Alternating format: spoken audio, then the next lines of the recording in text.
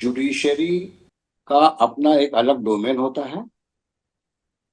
जब हम जुडिशरी में एज अ जज जाते हैं तो या तो हम जुडिशल ऑफिसर रहते हैं जो कि जुडिशियल सर्विसेज से जाते हैं, और हम लोग जो लॉयर से जाते हैं वो डायरेक्ट अपॉइंटमेंट्स होते हैं।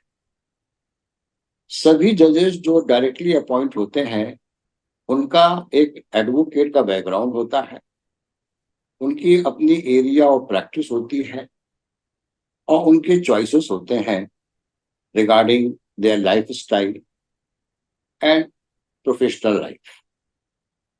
इन सब चीज से आगे बढ़ करके जब उनका सिलेक्शन होता है तो ये देखा जाता है कि ये अमुक व्यक्ति जो है अच्छा लॉयर है, अच्छा एडवोकेट है, जज बनने के लिए लायक है या नहीं।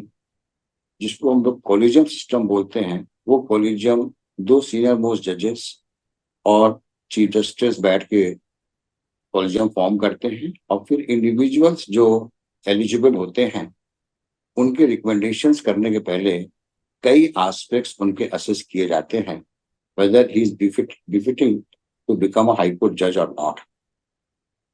जब हम जज बनाए जाते हैं तो हमसे ये एक्सपेक्टेशन होती है कि हम उस कुर्सी के प्रति वफादार रहेंगे, ऑनेस्ट रहेंगे, और पूरी शिद्दत के साथ कॉन्स्टिट्यूशन को ध्यान में रखते हुए जस्टिस डिलीवरी सिस्टम का भाग बनेंगे।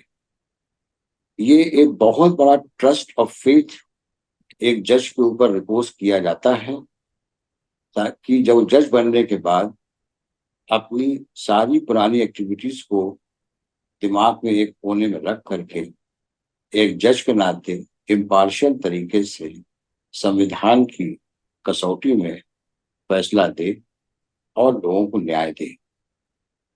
तो ऐसी परिस्थिति में जब तक आप जज रहते हैं तब तक आपसे ये उम्मीद रहती है कि आप, जैसा मैंने बताया, ऐसा कार्य करेंगे।